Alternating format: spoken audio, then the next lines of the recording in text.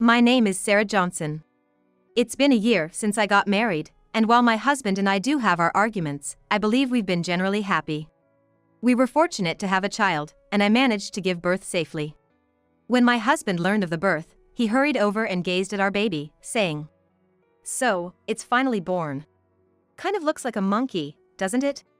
That was his first reaction upon seeing our child. "Hey! That's a terrible thing to say." "What?"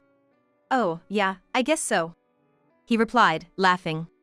"But it's not something you can just laugh off when someone says that about your child." "What a terrible dad." "Sorry, don't be mad. I'll work even harder now for our child." "So, when are you getting discharged?" "In about 5 days. After discharge, I'm planning to rest at my parents' house for about a month." "Got it. I'll work harder too, for the baby's sake. I might come home late from now on, but it's all for work, so bear with me." My husband seemed quite motivated by the birth of our child.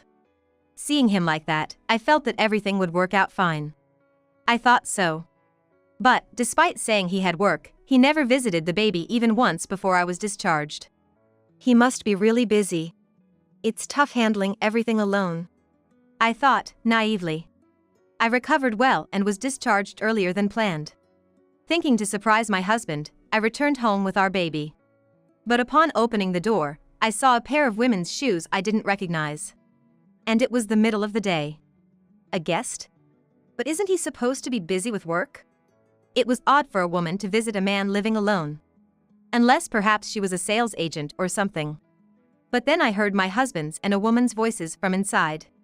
Listening closer, their conversation didn't seem work-related.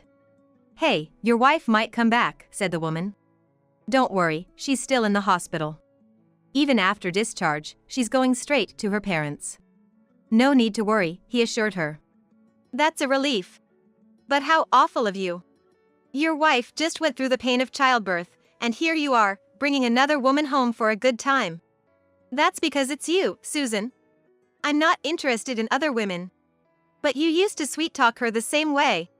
I've never felt this way about her. I truly love you, Susan. So, how about heading to bed?" "No way. It's still daytime. Wait until tonight. I know how a dog feels waiting for a treat." They both laughed. This was definitely cheating. What a situation. Here I was, having endured childbirth, while my husband was entertaining another woman at home. Moreover, since the birth, he hadn't once come to see the baby. He'd ignore my calls and texts, and when he finally read them, his cold reply was, "You know I'm busy, so don't contact me." I'd been patient, thinking he was working hard for the family and considering our child. Quietly, I left the house with my baby and returned to my parents. Tears streamed down my face on the way. I couldn't cry in front of my parents, knowing how much it would hurt them. So, for now, just for now, I allowed myself to cry as much as I needed. So, just for now. Just for this moment, I'm going to cry my heart out. I parked the car and looked out over the river, letting my tears flow unchecked, turning my anger towards my husband into tears. When did it all start? I wondered. More questions bubbled up, and I realized how much I didn't understand. Where had they met, and how did it come to this? Who was this woman? How long had I been deceived? While I was struggling with childbirth, my husband was betraying me, having a good time with another woman. No wonder he didn't come to visit. Normally, he would be rushing to see the baby after work. But if there's another woman, he'd go to her instead. It's almost laughable. What was I to him? No matter how much I thought about it, there were no signs of my husband's infidelity. There were nights he came home late, claiming overtime, but even when I was suffering from morning sickness or struggling with a large belly, he was always kind and caring. Yet, when did all this start? Looking at my child, peacefully breathing in sleep, oblivious to the world's miseries, I thought, I want to protect this child's happiness. But what echoed in my ears were the voices of my husband and that woman. Their happy conversation, his pleased voice, and her sultry tone. Conversations that seemed to mock me. Why did this happen? How could this happen? I just wanted to surprise him by coming home early from the hospital. I wish I never knew. If I hadn't known, things might still be peaceful. Maybe if I had remained ignorant, his affair would have ended, and he might have come back. Perhaps that would have been happier. But was that really the right thing? Pretending not to know, staying silent, is that happiness? The answer is no. This shouldn't be allowed. Even if I pretended not to see his affair, I would surely suffer, suspecting him every time he came home late or communicated with someone. I could foresee a future of pain, as if my heart was being torn apart. What should I do? I kept asking myself. The outside was gradually getting darker. I couldn't stay in the car crying forever. Not with a newborn baby to care for. Wiping my tears, I drove towards my parents' house. There, my parents were overjoyed at the arrival of their first grandchild and told me to rest. But I couldn't just rest. My husband, Steve, who betrayed me and our child, deserved to be brought down. Only then could I possibly grasp happiness. Inspired by the situation, I came up with a plan. After entrusting my child to my parents, I left their house. Once back at my own home, I waited endlessly for the lights to go out. I planned to make my move once the two of them shifted to the bedroom and turned off its lights. My husband, perhaps in a hurry after being put off earlier in the day, turned off the living room lights surprisingly early and moved to the bedroom. A few minutes after the bedroom lights were also turned off, I, clutching my smartphone, entered the house. Moving quietly, I reached the bedroom door and listened. I could hear my husband and the woman talking, and when their voices stopped, I knew it was time. I checked my phone's screen, burst open the door, and turned on the light. Pointing my phone at them, I took a photo. The two of them, naked in bed, looked at me in shock. The woman clung to my husband in surprise, while my husband, caught off guard, seemed not to recognize who I was. After a moment of stillness, he finally jumped out of bed. I captured his image on my phone and then returned to the living room. I could hear the woman's voice from the bedroom. "What was that? Who the heck? My wife! Why is your wife here? She should still be in the hospital. I don't know. This isn't a joke. We were just photographed like that. It's okay. I'll handle it." It seemed my husband managed to calm her down, and they dressed and came to the living room. I sat on the sofa, arms crossed, waiting for them. Seeing me, my husband's face twisted. "When did you get discharged?" "Today." "Why didn't you tell me? I didn't know you were getting out so soon." "I just didn't say." "Why the heck not?" "I wanted to surprise you. You've only seen our child once since birth, and you're always too busy to respond to my messages. I thought you'd want to see the baby, so I came back right after getting discharged." "Where's the kid?" "At my parents' house. I'm not going to wander around with a newborn at this hour." "So, you came back this afternoon?" "That's right. I wouldn't be discharged in the middle of the night. I found you having a great time with that woman. You really belittled me, didn't you? Saying I'm not a woman anymore, too focused on the baby to care about you, making you feel lonely. As if having the baby was a bad thing, even though you're the father." "You heard all that?" "Of course, I did. I come home to find a strange woman's shoes at the door. At first, I thought maybe she was a sales agent, but all I heard from inside was cozy chit-chat. The one who planned to surprise ended up being the surprised. You should have come in right away. Do you know how much courage it takes to walk into your husband's infidelity? Consider how a wife feels finding out she's been betrayed." But I bounced back pretty quickly, which is quite something, I must say. "If it was daytime, this misunderstanding could have been cleared up." "Misunderstanding? What kind of misunderstanding? I bet you were cozily sitting on the sofa." Seeing that and being told it's a misunderstanding, I'd only have doubts. Catching you in the act was much more effective. "What a woman!" "Well, compared to a husband who brings a woman home while his wife is in the hospital after childbirth, I think it's not that big a deal. More like, what an asshole." "So, who is this lady?" Well, I'd like to know her name first."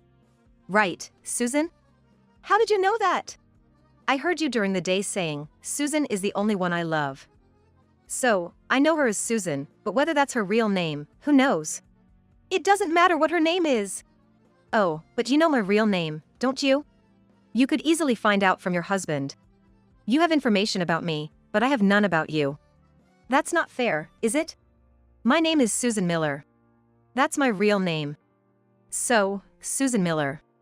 And you two are having an affair, right?" "That's not true. We're just friends." That's right." We're just friends. Friends who cuddle naked in bed? That's some deep friendship, I remarked sarcastically. That's your misinterpretation. She felt unwell, so I just offered her the bed, he defended. You shouldn't lend out other people's beds, especially not your wife's bed. And to do so naked. Don't twist it. We're not in that kind of relationship. You prefer her over me, don't you? And yet, you still deny the affair at this point. Don't you feel sorry for her? We are really just friends. Oh, how nice. Both of you have your stories straight. But what I saw earlier doesn't exactly scream just friends, does it? We are friends. What's wrong with taking care of a sick woman? He seemed not to understand his own position. He kept insisting it was a misunderstanding and that they were just friends, eventually shouting in frustration. It seemed he was determined not to admit to the affair, no matter what. So, you won't admit it? Fine, I have my plans too. I said and made a call with a single word, come in. The front door opened, and my husband's parents walked in. Dad, Mom, why are you here? I asked your in-laws to wait outside, I explained. Why?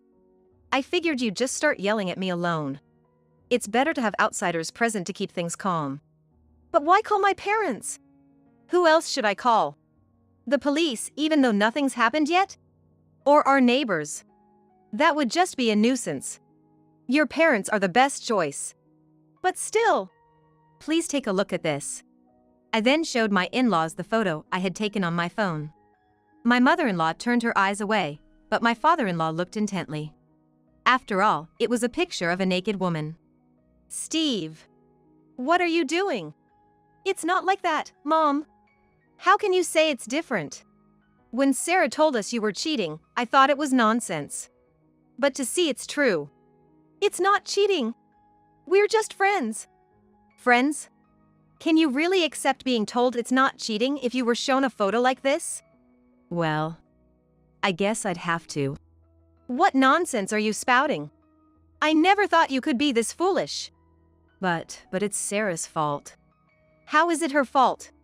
Because she stopped paying attention to me after she got pregnant. You idiot.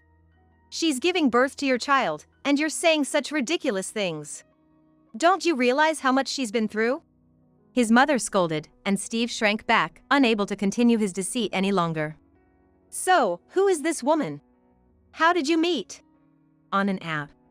App? A dating app, to be precise. You were actively looking for someone to cheat with? Indeed, it was clear. It's one thing if it was a coworker, but to deliberately search for someone on an app indicated a clear intent to cheat. So, when did this start? Pretty much right after we met. When did you meet?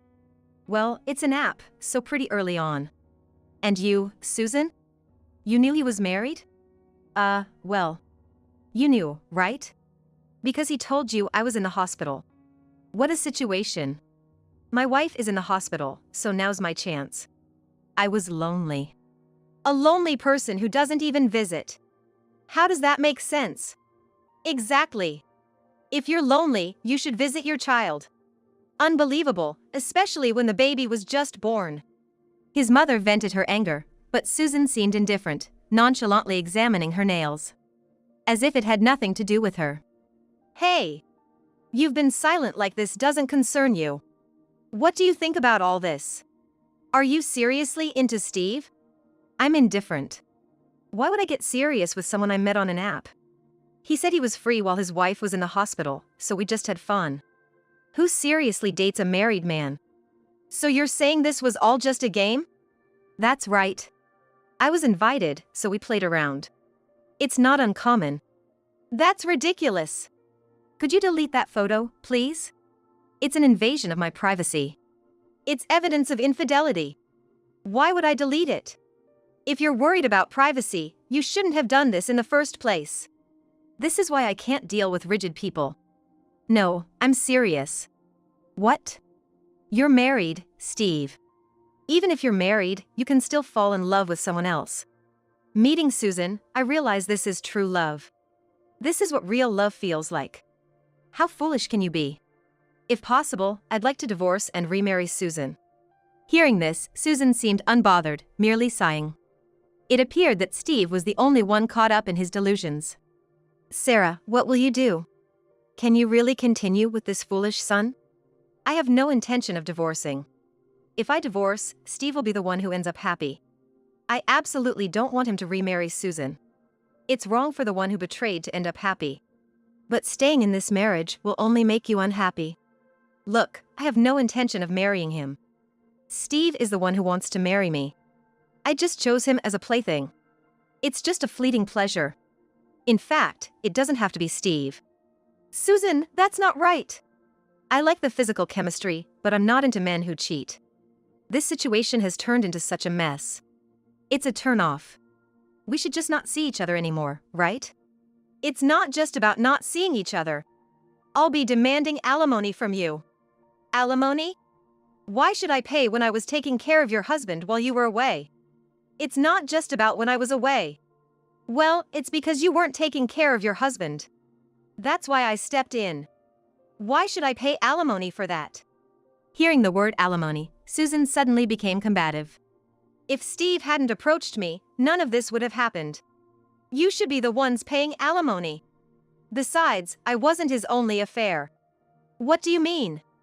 Look at this. You can see how many women he's been contacting. It's like he's going down the line. Ah.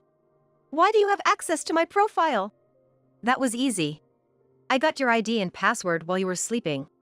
Then it was simple to see how much you've been playing around. You shouldn't show that. But it was too late. We had all seen just how many women Steve had been contacting. What have you been doing, Steve? Have you been doing this since before we were married? Well, yeah.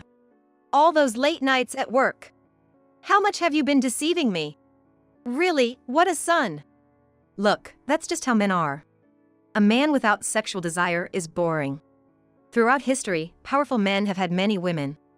I'm chasing women to become something big. Enough, you idiot! I never thought you could be this foolish. If that's how you feel, then let's get divorced. Susan doesn't want to marry me, but I want to play around with more women. Fine, I'll divorce you. But the child stays with me. I don't need a child. Can't have fun with one around. Really, how far can you go? His parents were dumbfounded, and his father, who had been silent, now yelled in anger. But Steve was defiant, claiming this was his way of life. He was beyond help, a hopeless fool. Just get out. I don't even want to see your face anymore. Leave now. No, that's not possible. I have nowhere to go. I need time to prepare if I'm going to leave. Or is it okay if I go back to my parents' house? Of course not. You fool! Don't even think about coming back here. You're not welcome at home. See? Fine. Then I'll leave. I'll send you the divorce papers later, I said, and then left the house with Steve's parents.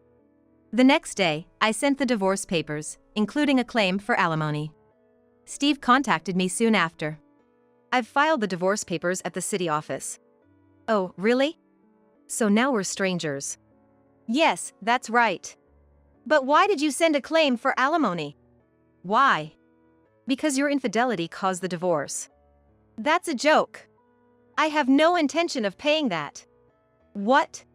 It's my right. I don't care. If I pay that, I won't have money to enjoy myself with women. What are you talking about? Just speaking plain English. Can't you understand? If you hadn't cheated, none of this would have happened. So what? If you were entirely blameless, maybe I'd understand, but you're not without fault. What fault? The fault of not paying attention to me. His selfish reasoning left me speechless. I angrily hung up and immediately went to see a lawyer. Initially, I only intended to claim alimony, but after hearing his absurd argument, I decided to also demand child support. Steve, not expecting me to hire a lawyer, was so surprised that he agreed to pay a lump sum. He left with a parting shot, "I have a job, so money is no problem." But that wasn't the end of Steve's surprises. A month later, he got a shock. "Hey, I got a notice to pay the rent." "What's this about?" "That's right. Rent is due." "Why am I being charged rent?" "Well, that house was originally mine before we got married. I changed the name to yours after we got married.